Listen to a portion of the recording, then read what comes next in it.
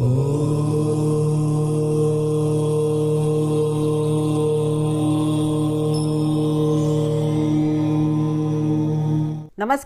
Astro insights with Richa में आप सभी का स्वागत है। मैं हूं डॉक्टर ऋचा शुक्ला।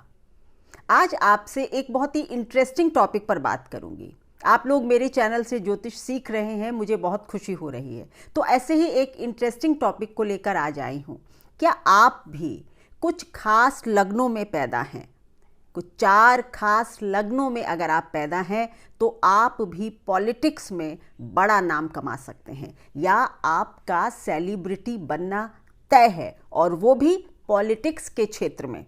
आज मैं बहुत सारी हॉरोस्कोप्स एग्जाम्पल के तौर पर इस वीडियो में शो करूंगी, चाहे वो बंसीलाल जी की हो, चाहे अटल बिहारी वाजपेयी हो, चाहे देवी गौड़ा हो, चाहे चंद्रशेखर जी हो, चाहे इंदिरा गांधी हो, चाहे जवाहरलाल नेहरू हो। मतलब बहुत सारे जो कि, और ख़ास करके हमारे नरेंद्र मोदी साहब हो, योगी आदित्यनाथ हो, अटल बिहारी वाजपेयी का नाम मैंने ले ही दिया। मतलब बहुत सारे ऐसे सेलिब्रिटीज़, पॉलिटिशियंस जो कि बहुत बड़े पदों पर जिन्होंने भारत को सुशोभित किया है। तो ऐसे लोगों की क्या लग्न थी, क्या उनकी कुंडली में ऐसी खास बात थी कि जिससे कि वो इतने ऊंचे पद पर पहुंच सके। इसमें मैंने बहुत सारी रिसर्च की। रिसर्च क्या, मतलब मैं ऑब्जर्वेशन करती रहती हूँ। तो मैंने देखा कि कुछ लग्नें जो हैं, मतलब वो बहुत खास रूप से ऊपर आ रही थी। यहाँ तक कि मतलब मैंने बाहर के, जैसे ओबामा का हॉरोस्कोप भी मुझे एक बार मिला था। अब आप लोग कहेंगे सही हॉरोस्कोप्स कहाँ से आते हैं? ये सारे के सारे जो डेटा है वो हमको कई बार हमारे इंस्टीट्यूट से प्राप्त हो जाता था, और कई बार हम भी आपकी तरह ही गूगल वगैरह पर सर्च कर कर उनकी डेट ऑफ बर्थ को जानकर भी कई बार हॉरोस्कोप्स हमारे सामने आ जाती हैं और सही भी लगती हैं।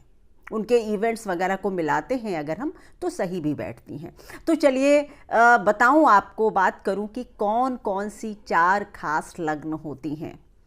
4 विशेष लग्नों में से सबसे पहला नाम है कर्क लग्न। उसके बाद दूसरा नाम है सिंह लग्न। तीसरा नाम है वृश्चिक लग्न। Last but not the least कन्या लग्न।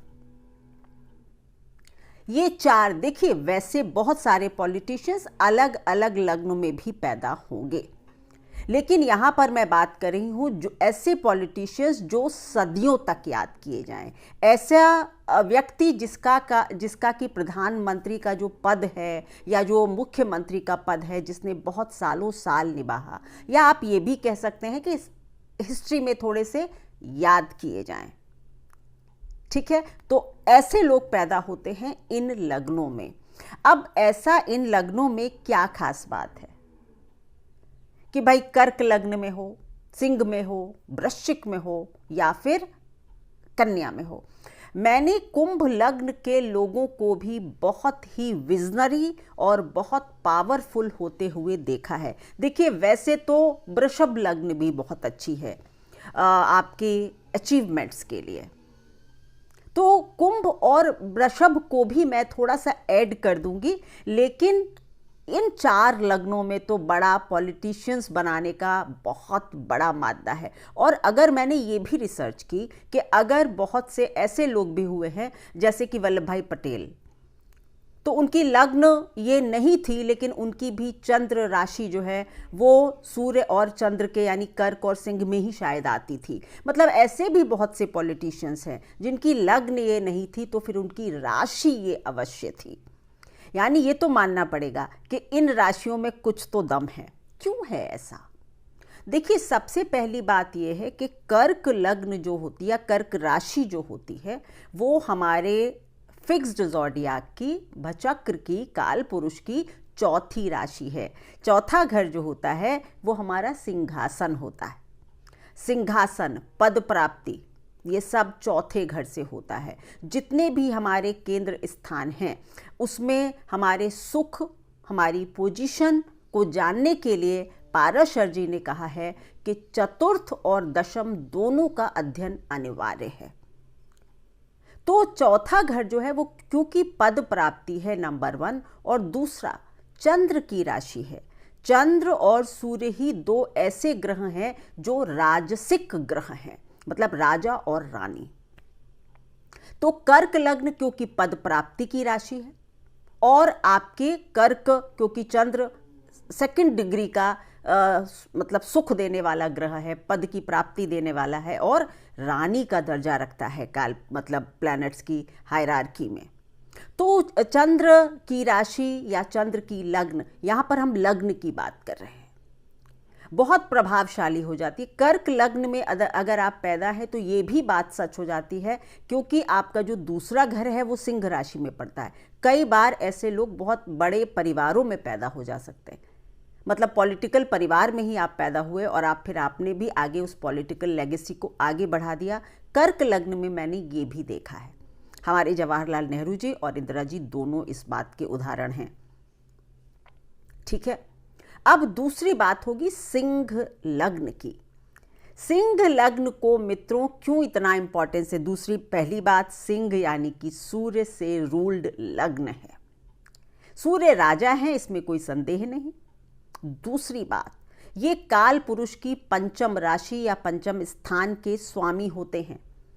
पंचम स्थान सारावली कहती है कि ये सरकारी मोहर होती है।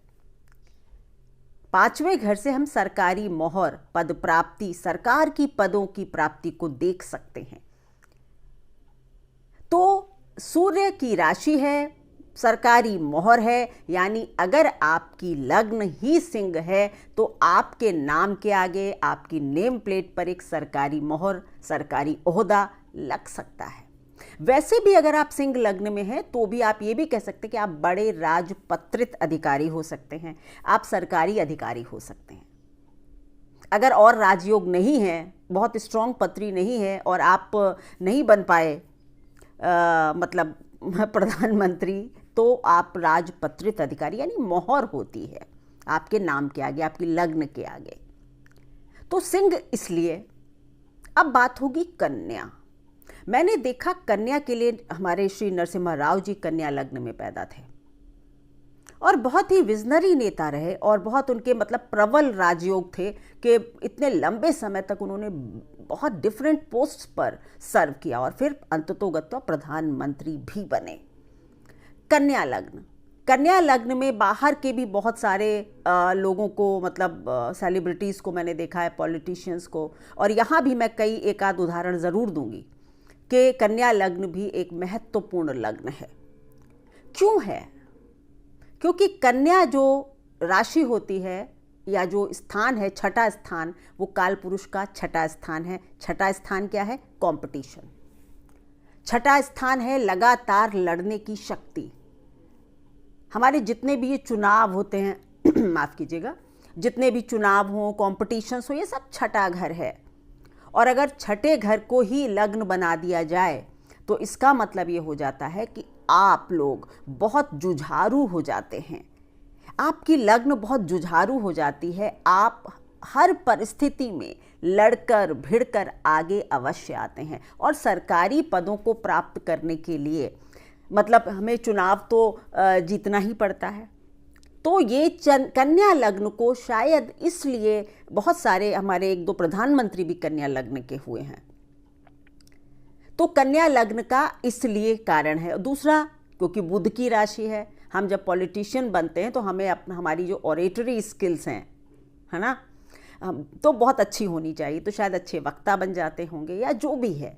सो छठा घर मेरे हिसाब से कंपटीशन है, जीतना है, लड़ना है, तो ये भी एक अच्छी लग्न बनती है। एक और बड़ी लग्न के बारे में बात करूंगी, वो है कुंभ लग्न। कुंभ लग्न के लोग भी पॉलिटिक्स में बहुत बढ़िया करते हैं, बहुत विजनरी नेता होते हैं। मैं 2-4 हॉरोस्कोप्स कुंभ लग्न की भी जरूर आपके साथ शेयर करूंगी। देखिए, ज्योतिष में ऑब्जर्व कीजिए, सोचिए दिमाग से कि ऐसा क्यों होता है। कुंभ लग्न जो है वो 11वीं राशि है काल पुरुष की, है ना, कुंभ, एक्वेरियस, यानी कि हमारा 11वां घर क्या होता है? लाभ का होता है, इच्छा पूर्ति का होता है, नेटवर्किंग का होता है। कुंभ लग्न जो है वो वैसे भी एक कुंभ है, मतलब आप बहुत अंदर गहरे तक सोच सकते हैं, विजनरी क्रांतिकारी लोग होते हैं। कुंभ लग्न में पैदा लोग, तो ये लोग भी पॉलिटिक्स में या और अदरवाइज भी समाज में बड़े पदों को सुशोभित कर सकते हैं।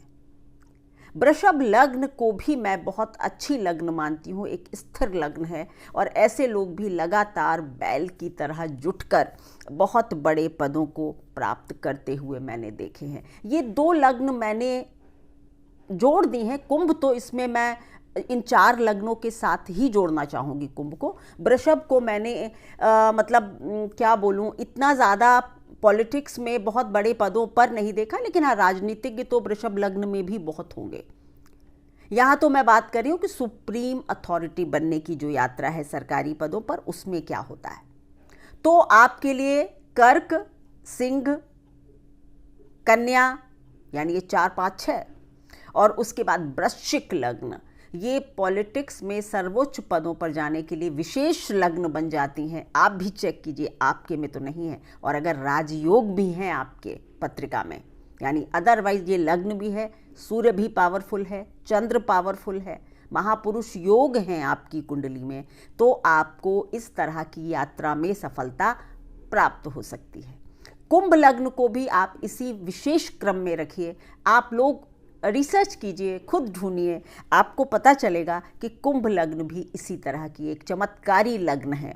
वृषभ को भी चेक कीजिए। देखिए, कोई लग्न खराब नहीं है। ऐसे आप देखेंगे सुषमा स्वराज जी की शायद धनु लग्न थी, किसी की मकर होगी, सब लोग होते हैं, लेकिन ये मेजॉरिटी में लोग इन्हीं लग्नों में पैदा हुए हैं, इसलिए ये लग्न जो हैं वो विशेष बन जाती हैं। मैं अपने चैनल पर अपना ऑब्जर्वेशन आप लोगों के साथ शेयर करती हूँ, कोई डिबेट आमंत्रित नहीं करती हूँ कि आप लोग लिखने लगते हैं कि नहीं वो वाला प्रधानमंत्री इस लग्न का नहीं था। कोई किसी भी लग्न में पैदा होकर बड़ा आदमी बन सकता है, लेकिन एक बात होती है कि जब कोई चीज़ रिपीटेशन में बार बार हमारे समक्ष आती है तो इसका मतलब है उसमें कुछ खास बात है, उसमें कुछ पावर है जो बार बार उस चीज़ को खींचकर पावरफुल बनाती है।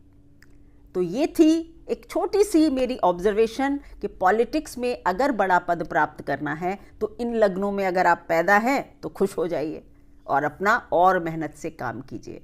धन्यवाद। अगर आप लोग मेरे वीडियोस को पसंद करते हैं तो लाइक कर दें, शेयर करें, सब्सक्राइब करें मेरे चैनल को। आप लोग मेरे चैनल को पसंद कर रहे हैं, बहुत प्यारे प्यारे कमेंट्स करते हैं। देखिए, अगर मैं किसी कमेंट का आंसर नहीं करती हूँ या अगर कभी मिस होता है, लाइक नहीं कर पाती हूँ, बुरा मत मानिएगा। मैं आप सबके कमेंट्स के लिए हृदय से धन्यवाद देती हूँ। Thank you so much.